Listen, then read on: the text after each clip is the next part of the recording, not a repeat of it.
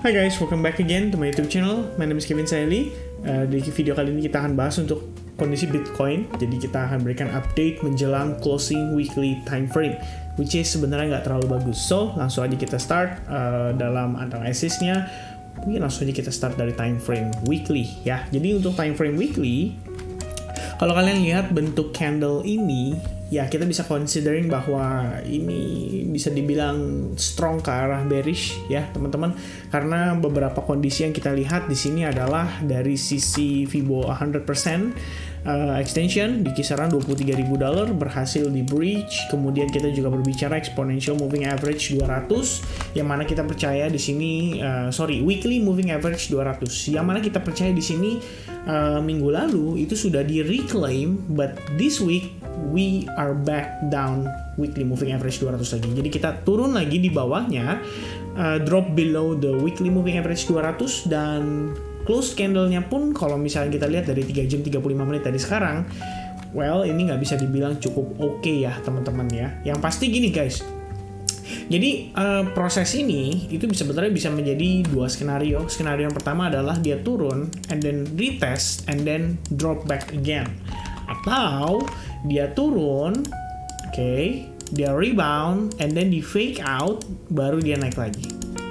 Ya dua skenario ya. As always teman-teman, kita selalu harus mengantisipasi terhadap segala kemungkinan yang ada. Cuman saat ini probabilitas menurut saya cukup tinggi di arah maybe break and retest ya. Jadi jatuhnya kita sudah break di sini and then kita retest and then kita pull back again atau turun kembali ya. Dan sebetulnya kalau misalnya kita lihat dari situasi ini analisis saya secara overall, jadi buat teman-teman yang udah following weekly roadmap Bitcoin saya harusnya dapat gambaran ini udah cukup lama ya teman-teman. Memang kita sudah analisis terhadap potential ABC expanded corrective pattern, dan tampaknya kali ini kita akan lebih terextend. Dan tentu saja kalau menurut saya ini nggak heran situasi ini bisa terjadi. Kenapa? Karena faktor yang mendukung itu cukup banyak. Kita berbicara bear market sebelum-sebelumnya itu tidak ditemani dengan situasi perang, tidak ditemani dengan situasi inflasi yang tinggi. Jadi kalau saya recap sedikit, ini cepat banget ya recapnya.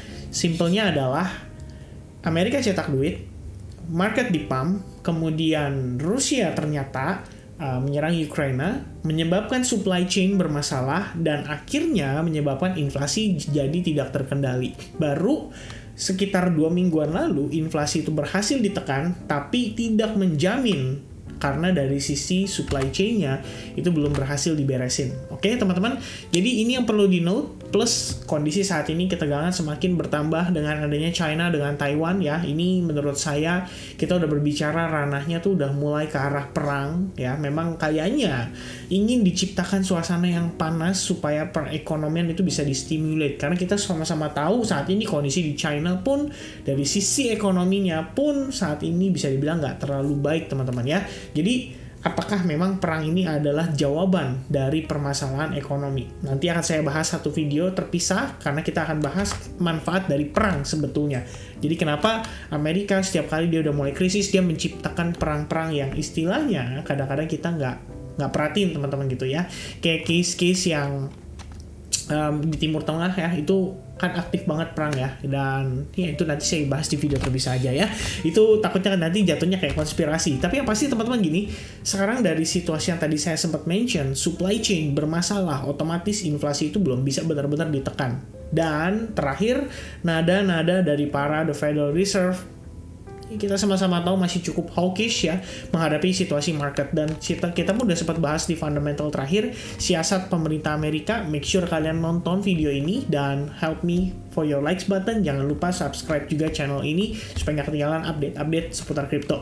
Nah, untuk yang pembahasan tentang siasat Amerika ini menurut saya ada poinnya juga ya, dimana kita nggak bisa ngelihat market itu benar-benar dalam kondisi yang cukup bullish ya menjelang September FOMC meeting minutes nanti. Kenapa? Memang satu sisi ya, ini saya mengutip dari statementnya Koryo Gunawan ya, beliau menyampaikan memang di kuartal 3 itu kan ada election ya, midterm election di US, dan ini memang kita bisa bilang didandanin dulu lah, perlu dipercantik dulu supaya kelihatan bahwa oh ini para ya para anggota-anggota departemen atau DPR-nya lah, kita bilang DPR di Amerika Serikat ini masih cukup oke ini untuk kita pilih kembali. Cuman permasalahannya guys, kalau menurut pandangan saya tetap ya, kita harus concern terhadap satu possibility di mana kalau misalkan marketnya rebound terlebih dahulu, ini bisa menyebabkan the Fed itu lebih agresif dalam menaikkan suku bunga, which means 0,75 itu nggak jadi off the table, malah itu akan jadi pertimbangan atau consideration mereka yang paling tinggi untuk dieksekusi. Seperti di video kita terakhir ngebahas, salah satu kita bilang Fed President di St. Louis ya, dia mengatakan bahwa dia cukup yakin sebenarnya akhir tahun ini dia harus kejar di 3,75 sampai 4%. Itu acuan suku bunga yang mungkin bisa menolong inflasi untuk ditekan lebih jauh. Dan kalau misalkan demikian, maka at least di antara 3 pertemuan mendatang, September, November, sama Desember, itu at least salah satu pertemuannya harus ada yang kenaikannya 0,75%. Pertanyaannya adalah di September, November, atau di Desember. Ya, kalau misalkan dinaikannya di akhir tahun, wah itu harusnya lebih double damage lagi, yang istilahnya menyebabkan impact terhadap market itu menurut saya akan lebih terasa, teman-teman. Oke? Nah, sekarang situasi kita. Ya, balik lagi ke price action untuk Bitcoin sendiri, menurut saya time frame weekly ini adalah situasi yang cukup genting ya. Kalau misalkan let's say dia close di bawah pun, ini karena time frame weekly, teman-teman harus paham ya. Ingat loh, di satu candle time frame weekly itu terbentuk 5 candle. Jadi, 7 candle daily time frame. Jadi, kalau misalnya, let's say, oke lah dia close di bawah sekalipun, terus kamu ngelihat besok dia naik sedikit, ya mungkin ngejar sampai ke kisaran 23.000. Who knows ya, teman-teman. Apakah itu artinya langsung terinvalidasi? Belum tentu ya. Ini bisa jadi merupakan proses yang saya expecting terjadi pada time frame daily, which means kita ngelihat di sini memang wajar mendapatkan pantulan ya, dan ini sebetulnya untuk mencari lower high-nya aja. Jadi nanti kita bisa ukur menggunakan Fibonacci retracement. Let's say skenario-nya jadi either itu dead cat bounce atau kena golden pocket atau maybe golden ratio-nya untuk Fibonacci, baru kemudian kita turun mengejar ke C wave corrective pattern. Jadi jatuhnya 3 wave koreksi, dan ini sekaligus penutupan di wave B-nya. Jadi lebih kurang seperti ini guys ya. Ini kalau misalnya kita lihat marketnya sifatnya cenderung manipulatif ya. Sekaligus mengingat kemarin itu dari sisi hash rebound ya, menunjukkan bahwa sudah ideal untuk kembali melakukan akumulasi. Dan saya tekankan karena lately ini ada case yang menurut saya cukup menarik ya. Saya padahal udah ngomong sih cukup clear, sampai saya nonton lagi videonya. Saya itu melakukan akumulasi, bukan berarti saya beli langsung all in 100% di titik yang sama ya, full power ya untuk transaksi XRP yang saya lakukan terakhir, dan itu sudah saya jelaskan di Telegram. Makanya teman-teman di sini kalau misalnya nonton video YouTube saya di sini bukan memberikan rekomendasi, tapi saya di sini menjelaskan apa yang menjadi bahan pertimbangan saya di dalam saya melakukan transaksi. Jadi bukan berarti ini tuh merupakan ajakan terbuka gitu ya, kayak guys, come on, let's go, it's time to buy, yuk kita buy sama-sama. Nggak kayak gitu guys, karena kalian pun nggak akan tahu gitu loh, eksekusi saya tuh seperti apa, strategi yang saya ambil tuh seperti apa, manajemen risknya seperti apa, terus seberapa banyak yang istilahnya saya masukin ke sini dalam sekali trade ini ya, itu pasti masing-masing menurut saya punya pertimbangan. Dan terakhir di hash ribbon ya saya komit gitu loh, memang saya lihat ada opportunity, why not gitu, kita coba manfaatkan untuk melakukan transaksi akumulasi di spot account, terutama untuk pembelian Bitcoin sendiri. Menurut saya ini udah angka yang lumayan oke ya. Balik lagi perspektif, ada juga yang komplain soal kayak good deal dan lain sebagainya. Ya for me it's still a good deal ya, kalau misalnya di compare between 17.000 dengan maybe orang-orang yang udah terlanjur all in di range price yang lebih tinggi, I think it's still a good deal ya buat saya, teman-teman. Balik lagi, tapi buat yang lain ya kalau misalnya merasa ini belum good deal banget, masih mau tunggu harga yang lebih rendah, ya kita nggak ada jaminan juga harga akan mengejar ke range price tersebut. Cuman saya analisa untuk antisipasi supaya saya juga di sini nggak greedy dan nggak all in dan nggak FOMO dalam sekali shoot bahwa beranggapan ini udah harga yang paling murahnya ya. Kita tetap mengacu pada historical data sebelum halving nextnya di 2024 loh teman-teman. Kalau kalian beli sekarang itu harus siap nahan sampai at least 1,5 tahun mendatang. Pertanyaannya, punya nggak mentalitasnya untuk benar-benar menjadi seorang investor. Bahkan kalau saya bisa bilang, berbicara soal Bitcoin sendiri, kalau memang rencananya untuk investment, ini sebenarnya kita nggak ngomongin dalam waktu 2 bulan, 3 bulan. Makanya saya udah pernah bahas di satu video bahwa saat ini situasi kita para pelaku pasar, terutama di Indonesia nih, teman-teman yang trading, yang investing, menurut saya udah korup ya. Dalam arti korup tuh pola pikirnya ya. Karena terbiasa dengan posisi market yang bull run, which means kayak contoh ada XRP kemarin yang saya cerita ya, ada orang yang tiba-tiba dia bilang katanya dia beli, habis itu udah turun rugi 50%. Gimana caranya ya? Maksudnya 50% loh teman-teman. Kadang saya sampai bingung gitu. Oke lah, kita let's say kamu beli dari harga range price di sini ya. Turun ke sini aja itu baru 11%. Dari mana bisa jadi minus 50%? Saya nggak ngerti. Plus saya ngomongnya juga spot account. I'm not trading long on futures market. Ya, saya katakan di sini dengan jelas, saya spot account. Bahkan saya punya screenshotnya, buktinya saya juga share itu di advance group dari pertanggal 19.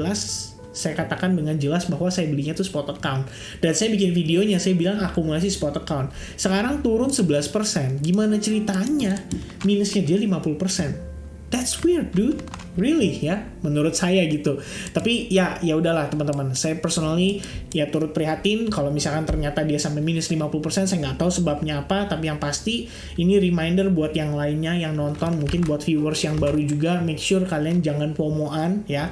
Saya selalu menjelaskan bahwa ini adalah perspektif saya punya strategi sendiri, saya punya metode saya dalam bertransaksi sendiri, dan saya tidak pernah sekalipun membuat ajakan secara terbuka untuk teman-teman semua yang nonton, ayo kita beli sama-sama. Nggak pernah sekalipun teman-teman, oke? Saya selalu ingetin disclaimer, saya selalu sampaikan di ya, before kalian decide kalau kalian memang mau beli ya silakan, tapi itu harus dengan analisa masing-masing. Saya di sini hanya sebagai pembanding saja atau second opinion. Let's say teman-teman mungkin analisanya justru cenderung bullish nih, harga bisa naik sampai 40.000. Ya, saya di sini kontranya supaya teman-teman di sini bisa punya pertimbangan, at least ya pertimbangannya adalah supaya lebih hati-hati. Ya, mungkin yang tadinya berencana untuk all in mungkin dipertimbangkan lagi apakah di sini dari sisi yang saya sampaikan ada benarnya atau ada potensi atau probabilitas bisa cukup tinggi terjadi dan mungkin didukung oleh fundamental dan lain sebagainya ya. Makanya saya analisis nggak cuma fundamental tapi technical analysis juga.